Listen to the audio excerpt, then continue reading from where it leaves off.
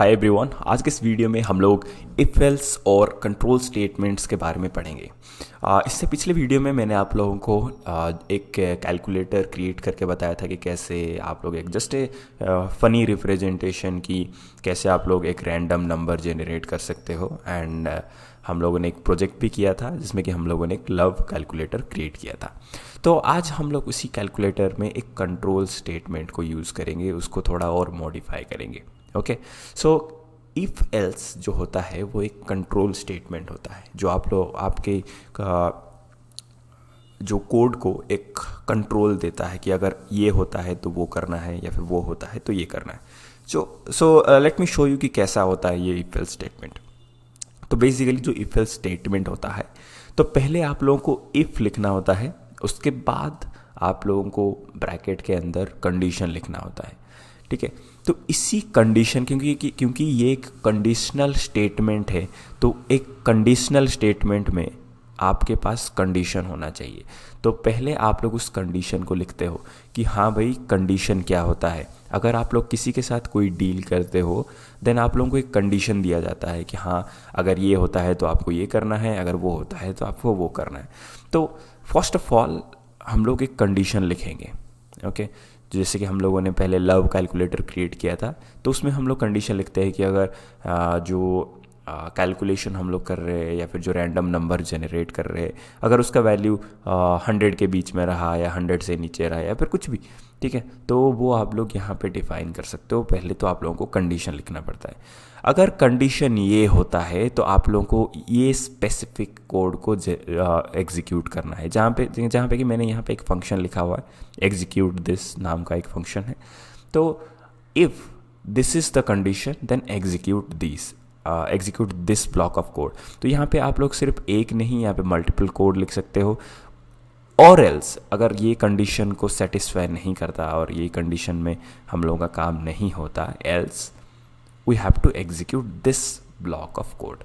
अगर ये condition satisfy नहीं होता तो आप लोगों को ये कोड रन करना है। ओके, तो इफ एल्स स्टेटमेंट क्या होता है, बेसिकली ये एक ब्लॉक ऑफ कोड को या फिर एक यहाँ पे जैसे कि हम लोगों ने एक फंक्शन लिया हुआ है तो वैसे ही if else statement executes a block of code if a specific condition is true.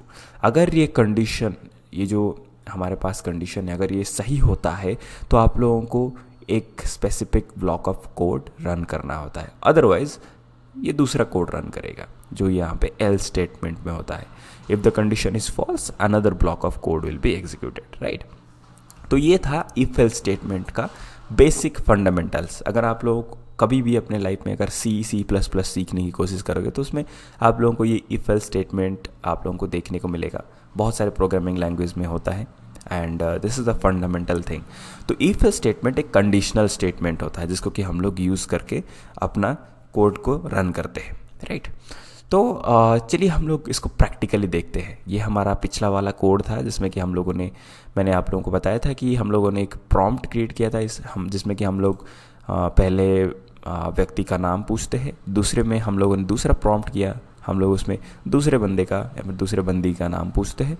उसके बाद हम लोग यहाँ पे एक वेरिएबल क्रिएट किए थे लव कैलकुलेटर का जिसमें कि हम लोगों ने math.random फंक्शन को यूज़ किया था और उसको यूज़ करके हम लोगों ने रैंडमली नंबर जनरेट किया था। क्योंकि हमें 0 से 100 के बीच में नंबर चाहिए था इसलिए हम लोगों ने इसमें 100 मल्टीप्लाई किया था। उसके बाद इसी वेरिएबल को कॉल करके इसमें हम लोगों ने इसको, क्योंकि ये एक पॉइंट वाला नंबर है तो इसमें हम लोगों ने क्या किया, math.floor को इसको यूज़ किया जिससे कि एक होल नंबर बन जाए। और उसके बाद हम लोगों ने इसके साथ 1 ऐड किया क्योंकि हमें 0 इज़ नॉट अ रिजल्ट, सो 0 को हम लोग कंसिडर नहीं करेंगे। उसके बाद हम लोगों ने बताया था कि your love percentage is this much. ये था हमारा पूरा बेसिकली जो कोड था। तो यहाँ पे हम लोग इफ एल्स स्टेटमेंट को यूज़ करेंगे। तो लिखते हैं पहले इफ़ के बाद आप लोगों को यहाँ पे ये स्पेसिफिक कंडीशन लिखना हुआ। तो कंडीशन क्या है कि let me just zoom in a little bit तो कि आप लोगों को दिखे। ओके, तो इफ़ के अंदर हम लोग कंडीशन लिखते हैं। इफ़ ये वैल्यू जो है आपके पास, ये हमारा जो वैल्यू है जो कि है एक वेरिएबल, अगर इसका वैल्यू ग्रेटर देन 60 हो गया, अगर इसका वैल्यू 60 से ज़्यादा हो गया तो आप लोगों को एक स्पेसिफिक कोड रन करना होगा। तो वो कोड क्या रहेगा, हम लोग पहले तो ब्रैकेट ओपन कर लेते हैं, इसके अंदर हम लोग को जितना भी कोड रन करना है वो लिखेंगे। तो हम लोगों को इसी अलर्ट फंक्शन को यूज़ करना है, राइट। इसी अलर्ट फंक्शन को हम लोग यूज़ करेंगे। मैं आप लोगों को दिखा देता हूँ। So your love percentage is this much percentage.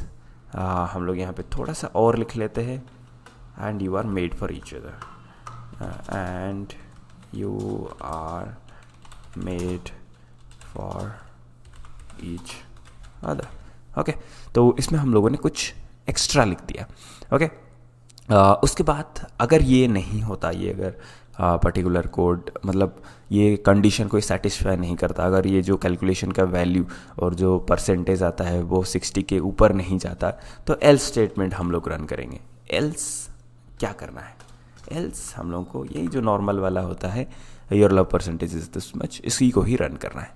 Okay, तो अभी हमारे पास एक कंडीशन आ गया कि इस कंडीशन में आपको ये करना है और उस कंडीशन में आपको वो करना है।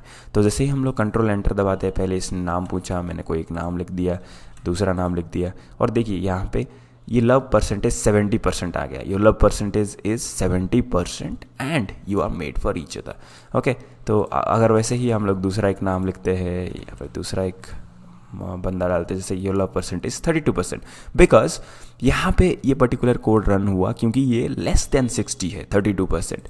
अगर ये मोर देन 60 होता है तो ये इसी कोड को रन करता है। So this is basically called a conditional statement.